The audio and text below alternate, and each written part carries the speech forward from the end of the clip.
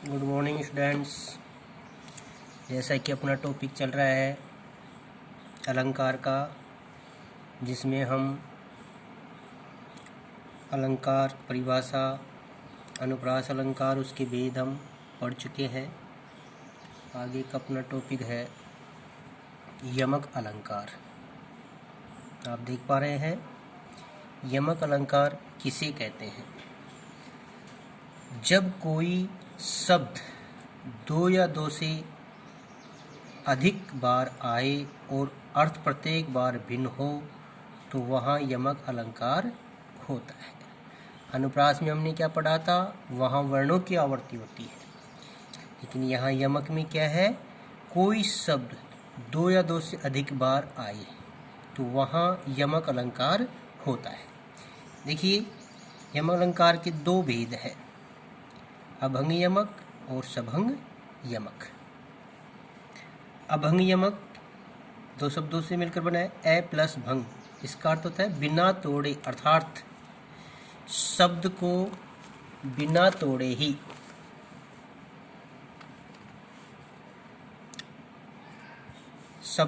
तोड़े ही अलग अलग अर्थ निकलता हो, वहाँ अभंग यमक अलंकार होता है। इसमें क्या है, शब्द के टुकड़े नहीं होते हैं और बिना तोड़े ही शब्द के बहुत सारे अर्थ निकाल लिए जाते हैं। एक शब्द के वहाँ दो से अधिक अर्थ होंगे। जैसे यहाँ उदाहरण है, काली घटा का घमंड घटा। यहाँ देखो सेम शब्द आ रहे हैं, घटा घटा। देखो प्रथम जो घटा है उसका अर्थ होगा बादलों का जमघट। काली घटा है ना, तो घटा मतलब बादल, बादलों का जमघट। घटा, घमंड घटा, तो ये घटा आएगा, दूसरा घटा का होगा कम होना। इस तरह से शब्द दो है और अर्थ दोनों के ही भिन्न भिन्न है, तो यहाँ यमक अलंकार होगा। ऐसे ही तीन बेर खाती थी, तीन बेर खाती है। यहाँ बेर बेर दो बार आया है, एक ही शब्द दो बार है, तो बेर का होगा, एक बेर का होगा समय और दूसरे बेर का होगा झाड़ी का फल। इसी तरह से अपने पाठ्यक्रम में है ये मैं और जग और कहाँ का नाता। यहाँ देखो और तीन बार हो रहा है, लेकिन तीनों का ही अलग अलग अर्थ है। प्रसंग भेद के अनुसार इसका अलग अलग अर्थ निकलेगा। मैं और, यहाँ मैं कवि के लिए है। कवि कह रहा है कि मैं तो और हूँ, यानी कि मैं तो क्या हूँ। प्रथम और का होगा बाहुक प्रेम कवि। दूसरा जो और है, इस और का अर्थ होगा योजक। ये दो शब्दों को या वाक्यों को जोड़ने का काम कर रहा है। ये और यहाँ योजक रूप में है, और ये इसको हम अव्यय भी कह सकते हैं, अव्यय रूप में प्रयुक्त। जग और, तो तीसरे और का अर्थ है अलग थलग, यानी कि संसार के लोग तो अलग थलग है, उनका कोई वो नहीं है। इसी तरह से तो पर वारो उर्वशी सुन राधी के सुजान, तू मोहन के उर्वशी हवे उर्वशी समान। बिहारी में से है, ये बड़े सिलेबस में है, तो देखना यहाँ उर्वशी उर्वशी उर्वशी तीन बार आया है उर्वशी शब्द। यहाँ अर्थ क्या होगा, देखो तो पर वारो उर्वशी, तो उर्वशी है, प्रथम उर्वशी का अर्थ होगा एक उर्वशी नामक एक अप्सरा का नाम था उर्वशी। सुन राधी के सुजान, तू मोहन के उर्वशी, दूसरा उर्वशी हृदय में बसी हुई, कि तुम तो मोहन के हृदय में बसी हुई हो, किसके समान, उर्वशी नामक आभूषण के समान। इसलिए शब्द एक है और तीनों का ही अलग अलग अर्थ हुआ है। इस तरह से और भी उदाहरण है जो हम पढ़ चुके पहले। तीन बेर खाती थी, वो तीन बेर खाती है, तो बेर अभी बताया था आपको। इसी तरह से नगन जड़ाती थी, वो नगन जड़ाती है। नगन नगन दो बार आया है, एक का होगा नंगे पाँव, दूसरा है नगीने। इस तरह से है सजना है मुझे सजना के लिए, सजना सजना मान ली दो बार आया है यहाँ।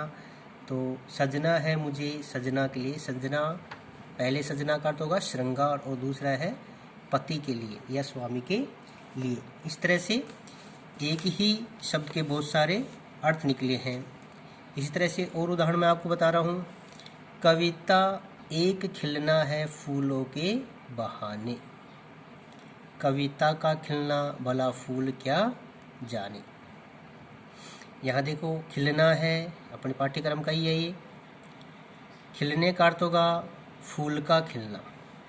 दूसरा खिलने का अर्थ होगा यहाँ कविता का आनंदमय प्रभाव। तो एक ही शब्द के दो अर्थ हुई। और भी उदाहरण है, जैसे मैं आपको बता रहा हूँ, सारंग ले सारंग चली सारंग पूगो आय, सारंग ले सारंग धरियो सारंग सारंग माय। इस तरह से सारंग 5 बार आया है यहाँ, तो इन सब का अलग अलग अर्थ होगा। इसी तरह से उदाहरण मैं बता रहा हूँ, कबीरा सोई पीर है जो जाने पर पीर। यहाँ पीर पीर 2 बार आया है, इसलिए दोनों का ही भिन्न भिन्न अर्थ होगा। तो इस तरह से जहाँ शब्द के बिना तोड़े ही, बिना टुकड़े किए ही एक ही शब्द के बहुत सारे अर्थ जहाँ ग्रहण कर लिए जाते हैं, वहाँ सभंग यमक अलंकार होता है। अभंग अलंकार होता है। देखिए अब दूसरा है अपना सभंग यमक अलंकार। दो शब्दों से मिलकर बना है स प्लस भंग। सात तोड़ने टुकड़े करना, स मतलब सात, भंग मतलब तोड़ना। अर्थात शब्दों को तोड़कर या टुकड़े कर भिन्न अर्थ निकाला जाए। जहाँ शब्दों को तोड़े हम और तोड़कर भिन्न अर्थ निकाले, तो वहाँ सभंग यमक अलंकार होगा। या देखो उदाहरण है, या मुरली मुरलीधर की अधरान न धरूंगी। अब देखो यहाँ मुरली शब्द, मुरलीधर, अधरान न धरूंगी। तो मुरली का अर्थ तो बंसी, मुरलीधर, मुरलीधर कौन हुए? मुरली को शब्द के टुकड़े करेंगे हम, मुरलीधर, मुरली प्लस उधर, यानी कि मुरली को धारण करने वाले कौन, होठों पे धारण करने वाले कौन, अर्थात भगवान श्री कृष्ण। अधरा यानी कि होठों पर, अधरान न होठों पर नहीं। अधरा का ओठ है, अधरान इसको मिला करेंगे तो ये होगा होठों पर नहीं। इसी तरह देखो शब्द तो है लेकिन टुकड़े करके इसके भिन्न भिन्न अर्थ निकल रहे हैं, तो ऐसी स्थिति में सभंग यमक अलंकार होता है। दूसरा उदाहरण है, मन का फेरत जुग गया गया न मन का फेर, कर का मन का डारी दे मन का फेर। देखो यहाँ मन का फेरत जुग गया, यहाँ मन का शब्द आया है, यहाँ मन का शब्द आया है, यहाँ मन का 5 बार आया है। आप देखो जब इनके हम टुकड़े करेंगे, मन का फेरत जुग गया, तो प्रथम मन का अर्थ होगा माला, मोतियों की माला। दूसरा मन का है यहाँ, उसका अर्थ होगा मन का फेर यानी कि हृदय का फेर। कर का मन का, तीसरा जो मन का है माला का दाना। डारी दे यानी कि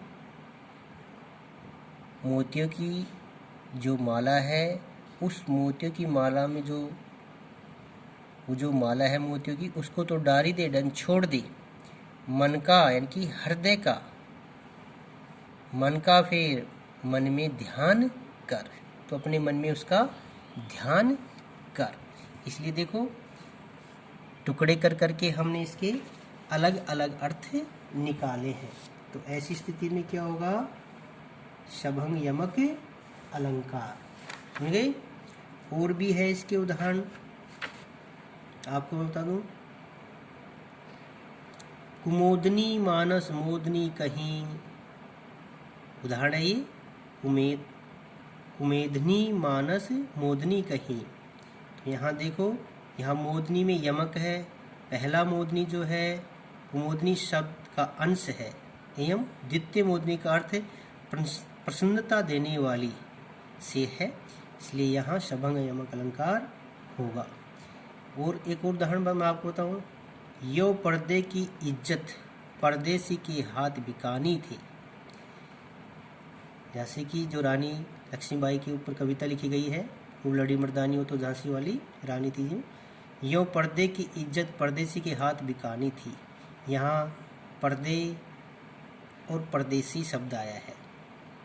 पर्दे पर्दे यहाँ पर पूर्व पद पर्दे है, एक स्वतंत्र व सार्थक शब्द है यहाँ पर्दे, परंतु द्वितीय पर्दे पर परदेसी शब्द का अंश है, इसलिए टुकड़े करके इसके भिन्न अर्थ निकाले जा रहे हैं। तो यहाँ क्या होगा, सभंग यमक अलंकार होगा। ठीक है, इस तरह से हमने यमक अलंकार जान लिया है।